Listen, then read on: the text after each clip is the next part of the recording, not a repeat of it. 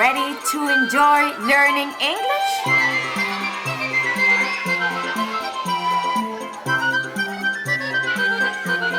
Little English. Episode 10. This is the animal fair.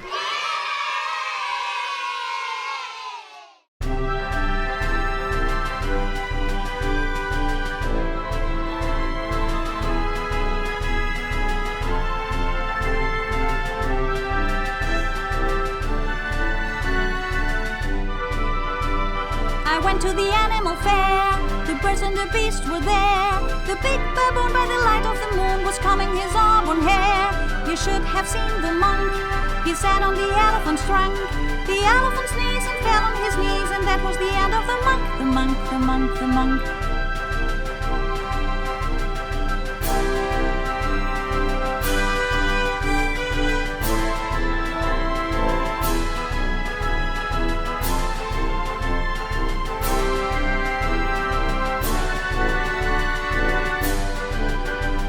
The kangaroo was dressed in an elegant velvet vest.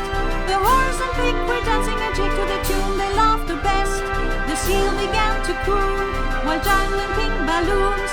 The kangaroo had nothing to do but rattle the silver spoons, the spoons, the silver spoons.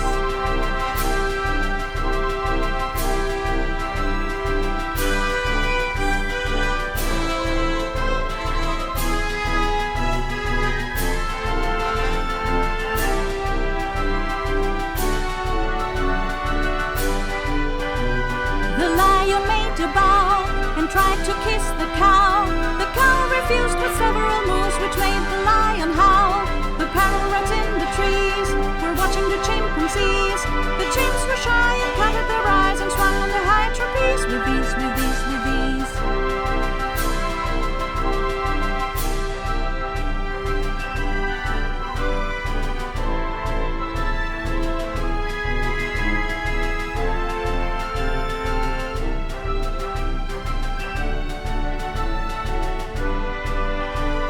I went to the animal show, where all of the animals go. A big giraffe was making me laugh by yelling, look out below. We went to a forest glade and drank all the pink lemonade. We laughed and cooed and jiggled and gooed, 'cause that was the sound they made, the sound they made.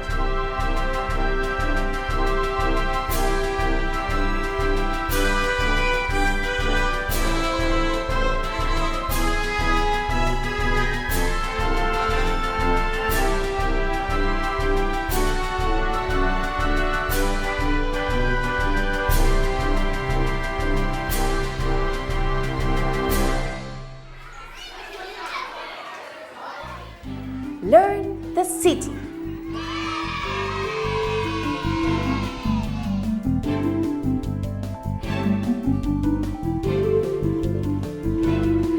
Oh, I made a trip for to see downtown, and now I'm going to tell you what I saw. It was full of cars, it was full of shops, buildings, people, houses everywhere.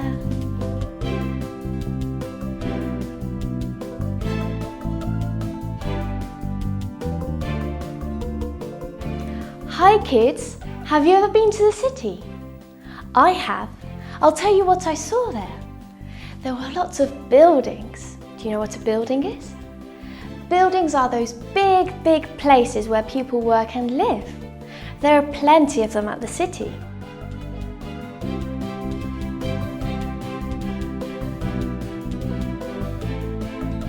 Do you know what a hospital is? A hospital is where people go when they feel a bit sick.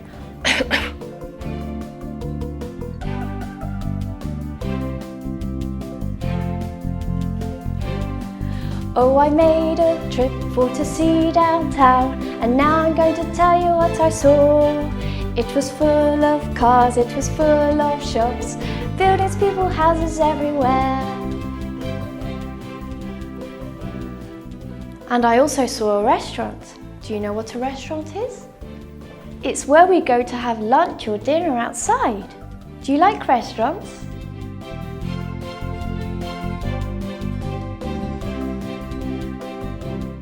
Do you know where we can find animals for our homes? Yes, at a pet shop, of course. There we can find dogs, cats, birds, fish, anything you like.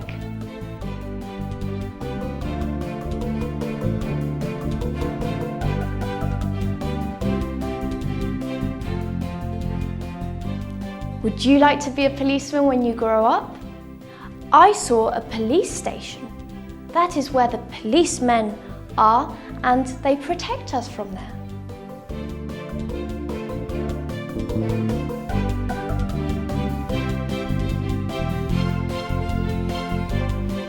Oh, I made a trip for to see downtown, and now I'm going to tell you what I saw. It was full of cars, it was full of shops, buildings, people, houses everywhere.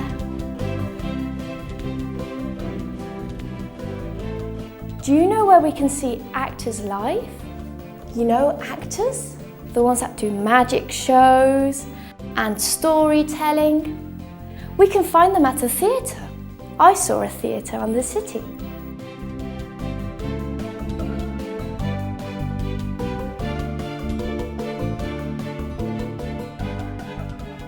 Do you go to school? I do too. Schools are those places where we learn science, maths, languages.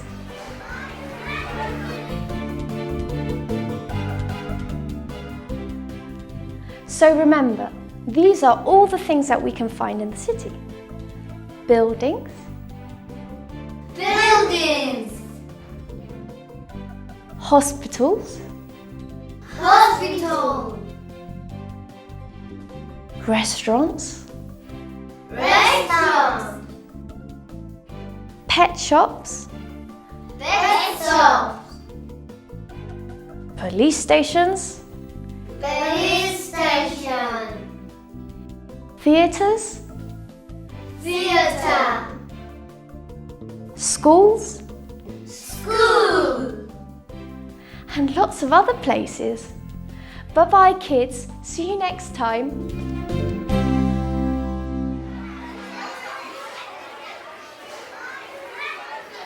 My bonnie lies over the ocean.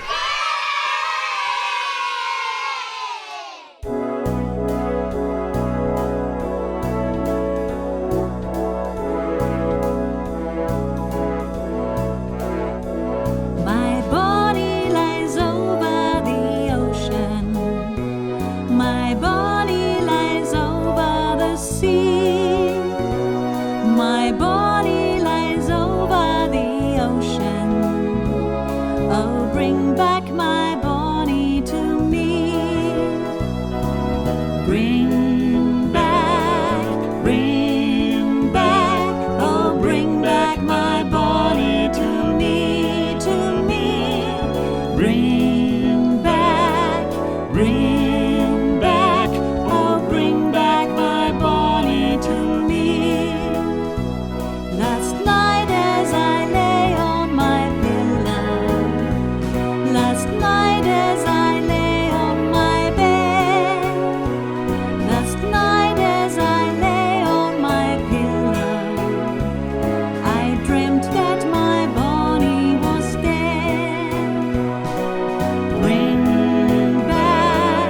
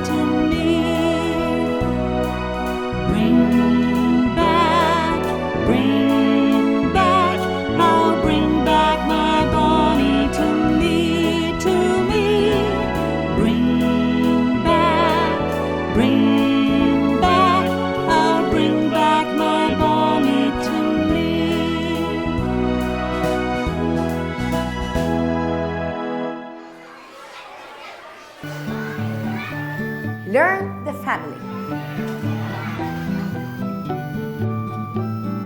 The family is very important.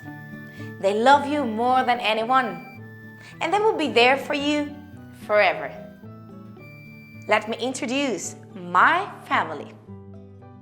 Everything starts with our grandparents, as you can see them.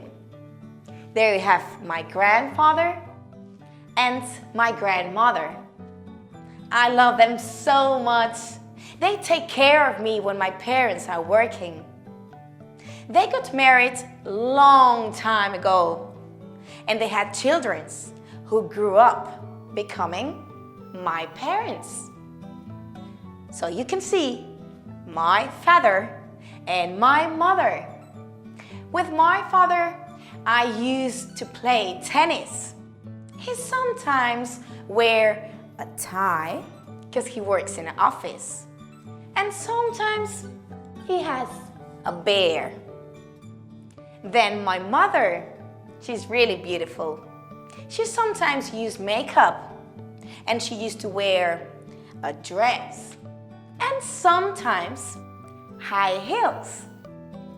They got married as well, and they decide to have kids. So they have me, that I'm a daughter, and they had my brother, who's a son. And I have a little brother who's a baby, who is very little because he was born a few days ago. So the son and the daughter are brothers and sisters. I used to play a lot with my brothers. We get along really great. And all of them together are my family, like yours. They are all awesome, aren't they?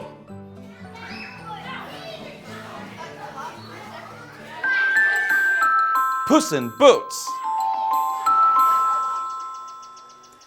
Once upon a time, there was an old miller. Now, the old miller is a man who works in a windmill making flour so that everybody in the village can have bread to eat, and cakes and pasta and pizza and all of those lovely things. But this miller was very, very old, and one day he knew that the end was coming. And so he got his 3 sons, and they stood by his bed, and he was very tired and very weak, and he said, "To my first son, George, I leave you my windmill, so that all of the people can have flour, so that they can have bread and cakes and pizza to eat. To my second son, James, I leave my donkey, so that you can help George with the windmill. And to my youngest son, John, I leave you my cat." "A cat?" said John. "Just a cat? George gets the windmill, and James gets a donkey. Oh, and I get a cat." "Oh," said the miller. "You don't understand, John, you see. The cat, it's very special. It's a magic cat." Well, John wasn't very happy, but his father went away, and John took his cat and went back into the windmill and sat on the sofa and watched television for a week. What am I going to do with a cat? He thought, it's just a cat. It drinks milk and it goes meow. Oh well. And nothing happened until one day, suddenly, the cat, out of nowhere, said, "Hello, my friend." What? The cat? Speaking to me? Said John. "Oh, yeah. I'm a magic cat. Yeah, I'm a magic cat. I can speak. I can do lots of things." "Well, like what?" said John. Well, I can make you a millionaire. Would you like that, eh?" What? Yes, I would, but how are you going to do that? He said, "Well, before I do anything, I need 2 things. He said, what do you need from me? He said, well, I need some boots because my feet are very, very cold and I need a hat. And John did just that. He got the cat some boots and he got him a hat. And with that, the cat became Puss in Boots. So, John was very, very curious about how the cat was going to make him rich. So he asked him what his plan was. And the cat said, well, you see, I happen to know, right, that there's a castle at the other side of the village, and that's where the king lives.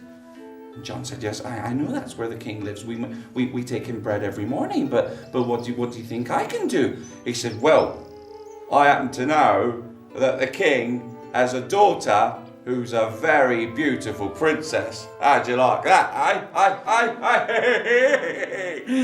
And John said, well, I know she's beautiful. I've seen her in the mornings when I take her the bread, but do you think she would like me? I'm just a poor miller's son. He said, well, yeah, if you're just a poor miller's son, I don't think he'll like you very much. I don't think she'll like you very much. But I'm not going to tell him that you're a miller's son, am I? And John thought, well, okay, this is a very strange cat, and he does talk in a very strange way, but I think I trust him, because he looks very, very elegant with the hat and the boots. So he told the cat to go and do what he had to do, and off Puss in Boots went into the forest. So, Puss in Boots was running through the forest, and what should he see but some rabbits? So he grabbed a couple of the rabbits and he put them in his bag and off he ran to the castle as fast as he could. And when he got to the castle, he knocked on the door. Knock, knock, knock. And who should open the door but the guard of the castle? Who is it there? He said. Why, I'm the servant of the Marquis of Carabas. Who's the Marquis of Carabas? Asked the guard. Oh, well, he's a very, very important man. He lives very, very far away, but he's come to live here now, and he's brought this present for the king. It's a couple of rabbits. Oh, well, that's very nice of him, said the guard. I'll take these to the king, and we'll see what he says, shall we? So off went the guard with the rabbits to see the king, and before long, who should appear at the door but the king? And the king said, oh, hello, servant of the Marquis of Carabas. Yes, I know him very well. He's a very nice man. And he's brought me these rabbits, has he? Oh, yeah, he gives everyone rabbits. He's a very nice man, the Marquis. I love working for him. He's a great boss. And the king said, well, I would love to visit him. I would love to visit him and thank him for these lovely rabbits. Where does he live? And of course, with that, Puss in Boots got very nervous because, as you remember, John, who isn't really the Marquis of Carabas at all, he lives in a windmill, and that's no place for a king to go. So Puss thought about it for a couple of seconds. He said, oh, yeah, he lives in a castle. He lives in a castle far, far away in the other side of the forest. Yeah, it's a big, big castle, almost as big as this one. It's really nice, actually. And the king said, well, I'll definitely go to visit him, but thank you very much. Goodbye. And then with that, Puss in Boots ran as fast as he could back to the windmill, and it took him a day and a half, and he ran and ran and ran. He got in, he went, John, quick, come with me. He said, what's wrong? He said, well, the king's coming to visit. And with that, they ran off into the forest until they got to the river. And when they got to the river, Puss in Boots said, right, quick, take off your clothes and jump in the river. And John said, but it's December, it was freezing. He said, it'll only be 5 minutes, just jump in the river. And then John took off his clothes and jumped in the river. And just at that point, the carriage came along, the big carriage with the wheels, with the horses at the front. And inside the carriage were the king and the princess. And as soon as they got close, Puss in Boots jumped out into the middle of the road and shouted, help, help! And the horses stopped. And the king jumped out. He said, what's the matter? He said, it's my master, the Marquis of Carabas. He's fallen in the river and someone's stolen his clothes. Please help him. And as quick as he could, the king ordered his guards to go to the river and save the Marquis of Carabas. And they did. They ran off and they took out the Marquis of Carabas. And the king told the guards, now, you must dress the Marquis of Carabas in the finest clothes, because he's a very important man, and he must dress in the finest clothes known to person. And he did. They dressed him in the finest clothes, and then they put him in the carriage to go back to his castle. And of course, when John stepped inside the carriage, and he saw the princess, and the princess saw him in the finest clothes that he had, it was love at first sight. So, the king said, Now that we've saved you, I was actually coming to visit you. Could you please take me to your castle? And John got very worried because he thought, well, I don't have a castle. So he said, I need to speak to my servant. Could I have 1 second, please? And the king said, certainly, of course. What a polite young man. And John jumped outside and said, Puss, what are we going to do? Because I don't have a castle. And Puss in Boots said, okay, just try and make them go slower, but tell them to go down that road on the right. I'll run ahead and see what I can do. And he said, okay. And then off Puss ran as quick as he could until he found a big castle at the end of the road. Now, Puss, who was a very, very clever cat, knew that inside the castle lived a big ogre. Do you know what an ogre is? It's a big, ugly man like that. Arr! And he's very scary, and he's not very nice to children. So we don't like ogres, do we? No. And he went and he knocked on the door because he's a very brave cat, Puss in Boots. And he knocked at the door. Knock, knock, knock. And the ogre was sleeping.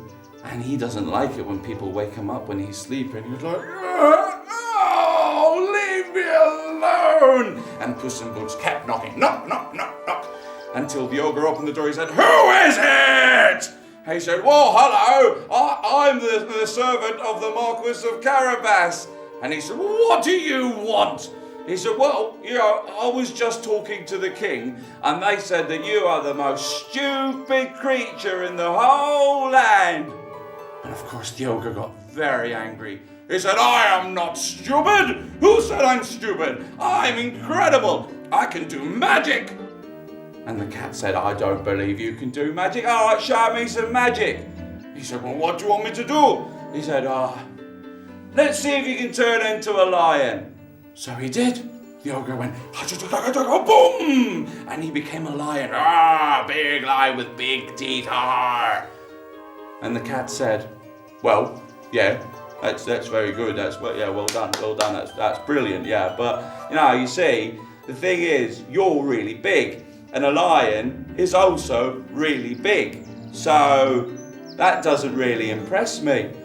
Why don't you become something very small, like a mouse? Now that's good. Yeah, if you can become a little squeaky mouse, that would be really good, that.